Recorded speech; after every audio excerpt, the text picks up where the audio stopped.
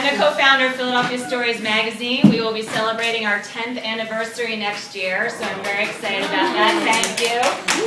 Still in print, like who does that anymore? 2 years ago, we launched a junior version of the magazine, and so for those educators in the room, parents in the room, we're looking for content for the junior magazine as well. We're quarterly, we're free, we don't have a reading fee. We take fiction, we take poetry, we take essays, and we do cool events like this. So I'm going to go in alphabetical order, and all of my authors have had received their special request to try and keep to no more than 5 minutes. I think people would say, well, where is your poetry right now? And it's in my back pocket. Anyway, my poetry has kind of drifted into science, or trying to drift into science. I was never good in science in school. I'm not a scientist. Where is the hook that brings me into a world somewhere or other? I don't know how much of me has now moved into this. On the one hand, it doesn't mean anything, or someone has on purpose chose to make it not mean anything. But perhaps the fact that I do not know what it is means something. I wanted me to let everybody know that he was 9 when I wrote this, and he's 11 now. And yesterday he got accepted into the Archdiocesan Boys Choir, so he's very excited. The essay is called Inheritance. When I look at my 9-year-old son, I see my husband's face. His square jaw, his chiseled cheekbones, his light brown hair, his delicately, perfectly proportioned nose. When my son turns to the side, however, I see myself. He has my ears. I have big ears. My father has big ears. Sorry, Dad. Our ears don't stick out from the sides of our heads. They are not malformed, but they are big. I wonder if this physical trait is shared among us because we are all musicians. My father, a music teacher for 30 years, plays the saxophone, clarinet, and flute. I teach the violin and piano, and my son dutifully takes piano lessons for 4 years now. It makes sense that for musicians, big ears would be an asset. After 3 surgeries, Simon was able to see light. This may not seem like much of an accomplishment, but in the blind world, being able to see light means a lot. It means you can distinguish daytime from nighttime, that your circadian rhythm of sleeping and waking is not disturbed, and that light can be used to orient the space around you, whether it's light from a window in a room or fluorescent ceiling lights to guide you down a hallway. Simon is now a chatty, healthy, 11-year-old boy with a sharp wit and long pianist's fingers. He reads Braille and walks with a cane. He attends St. Lucie Day School for children with visual impairments in Juniata Park, where he is mainstreamed with sighted students. This is due out January 28th. This is gorgeous cover. What you need to know is that 28-year-old modern dancer, Penelope Sparrow, has woken up in a Philadelphia hospital unable to move after an accident that she can't remember.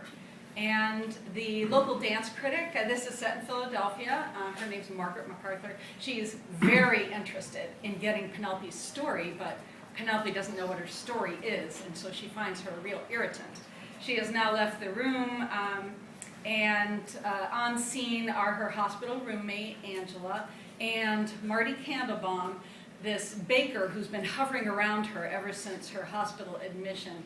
And his bakery is on the ground floor of the She just was expected to eat for the first time. She's remobilized enough that she can move her hands a little bit. Angela crossed over to her bedside drawer. If you want something with more flavor, I'll split this. She unwrapped a Snickers bar, broke it in 2, and tossed me half. It landed on my lap. Rich chocolate on sterile white cotton.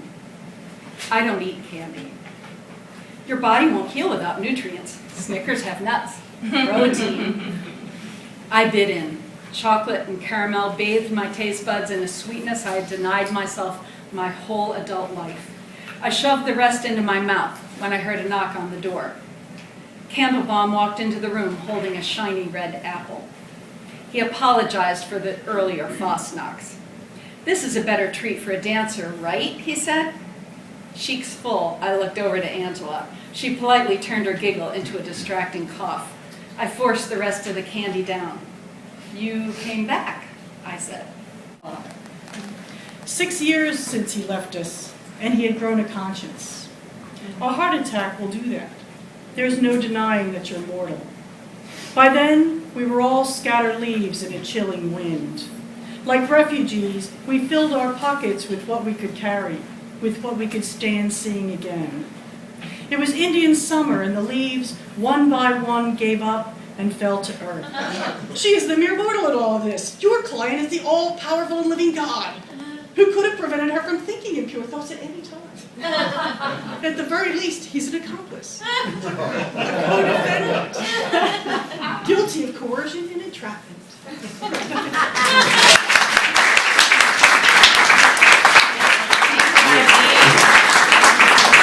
Next up we have Blythe Davenport, who found her muse in Philadelphia, and her work can be found in a book we put out called Forgotten Philadelphia. And look at that, she's got a copy. So much better than I am.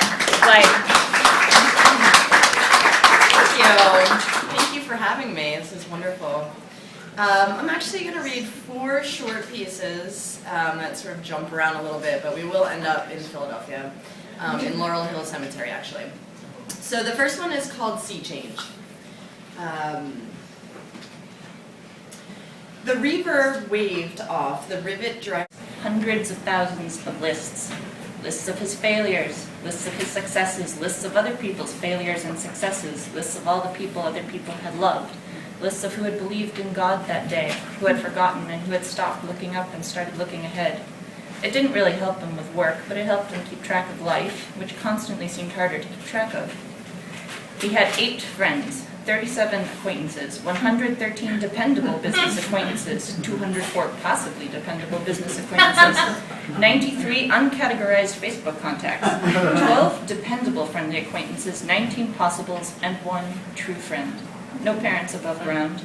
And yes, he most certainly had a list of all his friends, except for the 1 true friend. I'm Mimi Contino's pal. Oh, okay. Excuse us. Later. I had to decide what to read today. It's not the piece that was published, and that piece is online. My face before. My face Oh, before I that's was beautiful. born. Look it up. Look it up. But this is visual. I had to decide what to read today, and I was going to choose between a piece in which an excerpt of fiction in which the central character fantasizes about pulling the dangling earrings of her antagonist right through the earlobes and then using the bloody wires to stab her in the eye. Or, I taught 11th grade English for 30 years, because I don't just read poetry, I buy poetry. And so for 6 weeks or so, my students and I would revel in the sounds and the senses that the American tradition has given rise. When I ever read this, the audience was largely 25 years old, and they went, oh. I said, oh, my young friends, do not gasp. This will happen.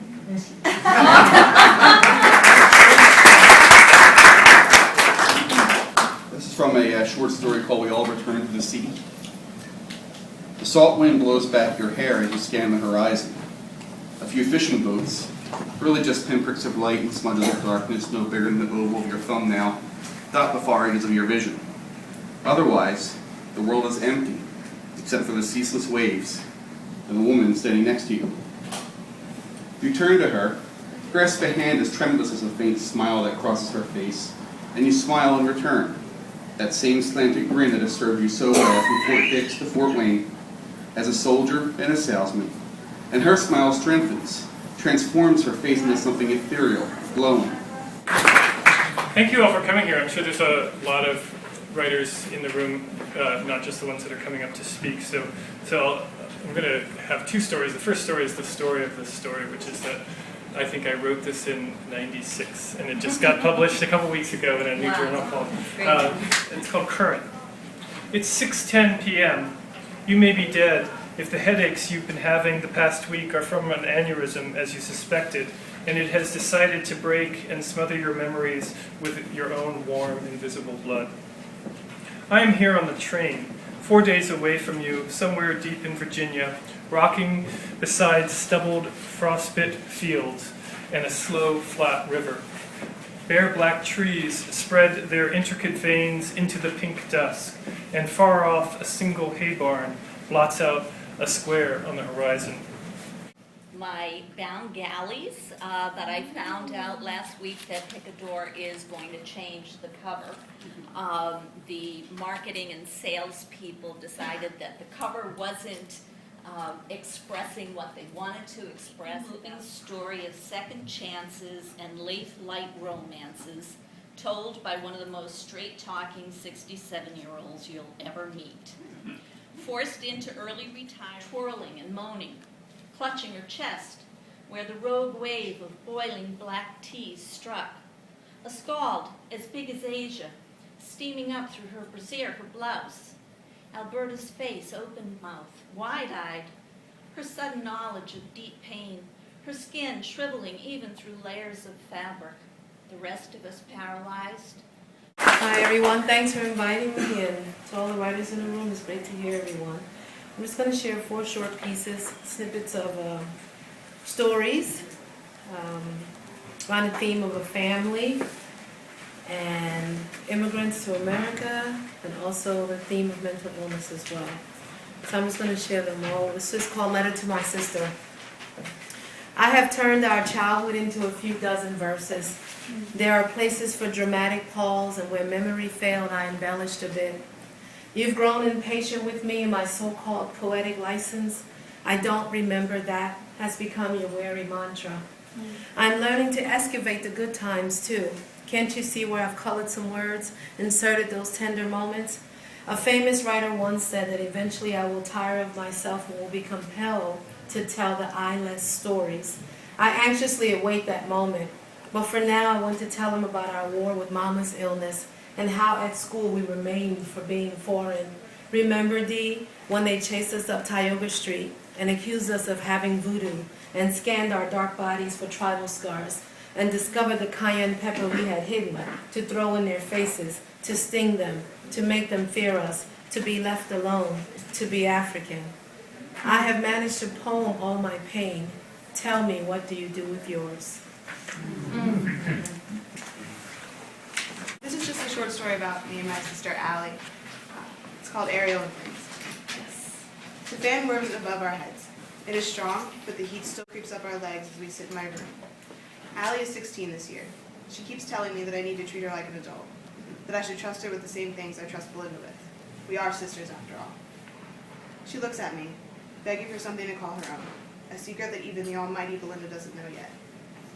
Belinda and I have shared a room and secrets for 19 years. She's only 2 years younger than me. I dig deep for something to tell Allie. She has always been so young. I never considered entrusting her with my life. 6 years can be a world of difference, if you let it. And I let it. I always thought it would be too difficult to trust both of them. But now, with Belinda gone for the summer, Allie and I have been spending more time together. Good evening, everyone. I'm going to read 3 poems tonight. First poem will be the one that was published in Philadelphia Stories. That was the Honorable Mention Prize for the Sandy Crimmins National Prize in Poetry for 2012. It's called The American Treadmill. TV on all night woke me up this morning. The clock radio is a bird with no song that just tells the time. I don't move until the 4th time the weatherman announces the forecast, hoping it snows north and west of the city, because ICE has no respect for my SUV. The temptation of calling out sick plays like a sweet song, and I want to sing every word out loud. Slowly I scrape off the sheets, wake up the children singing a happy little wake-up song, saying hello to the sunny sun. Ironing